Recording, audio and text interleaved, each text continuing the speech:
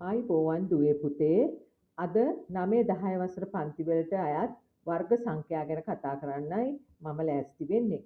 4 කියන්නේ වර්ග සංඛ්‍යාවක්. එම සංඛ්‍යාව එම සංඛ්‍යාවෙන් වැඩි කළා. 9 කියන්නේ වර්ග සංඛ්‍යාවක්. එම සංඛ්‍යාව එම සංඛ්‍යාවෙන් වැඩි කළා 3 වර්ගය ඇවිල්ලා. 16 කියලා කියන්නේ වර්ග සංඛ්‍යාවක්. 4 වැඩි කිරීම 4 4 වර්ගය. q වර්ගය කියලා කියන්නේ වර්ග සංඛ්‍යාවක්. q වැඩි කිරීම q වර්ගය. p වර්ගය q වර්ගය කියලා කියන්නේ pq වැඩි කිරීම pq p වර්ගය q වර්ගය. දැන් අපි බලමු ඊළඟ ගණන් කොටස වර්ග දෙකක අන්තරය. මෙන්න එක වර්ගයක් මෙන්න තව වර්ගයක්. හරි?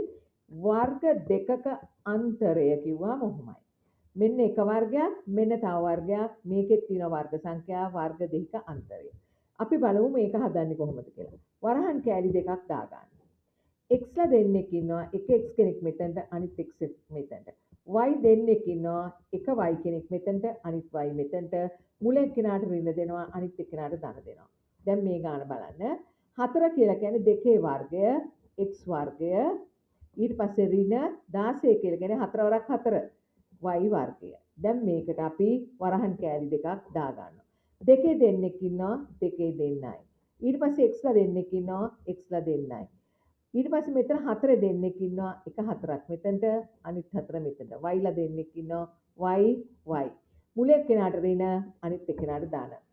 දැන් මෙතන බලන්න 9 කියන්නේ 3 වර්ගය p වර්ගය ඍණ 25 කියලා කියන්නේ 5 වරක් 5 t වර්ගය 5 වර්ගය t වර්ගය.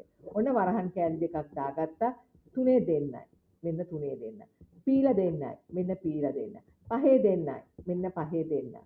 t ලා දෙන්නයි තීලා දෙන්නයි මුල එක්කෙනා ඍණ අනිත් එක්කෙනා ධන. දැන් බලන්න මෙන්න මේ සංඛ්‍යාව. මෙන්න මේ සංඛ්‍යාව මේක කෙලින්ම අපි වරහනක් දාගන්නවා. දාගෙන a ලා දෙන්නෙක් ඉන්නවා a ලා දෙන්නයි.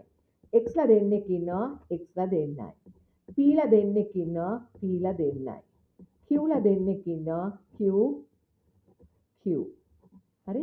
මුල එක්කෙනා ඍණ අනිත් එක්කෙනා ධන. මේ බලන්න මේ ගාන 81 කියලා කියන්නේ 9 වර්ගය L වර්ගය ඍණ 10 වරක් 10 y වර්ගය. වරහන් කෑලි කොටස් දෙකක් දාගත්තා 9යි 9යි L 10යි 10යි 10යි y. ඉතින් දුවේ පුතේ මට එක ගානක් හදන්න බැරි වුණා ඒක ඔයගොල්ලෝ තනියෙන් හදන්න. ඉතින් ඔයාලට මේ ගණන් ටික තේරෙන්නේ නැති කියලා මම හිතනවා.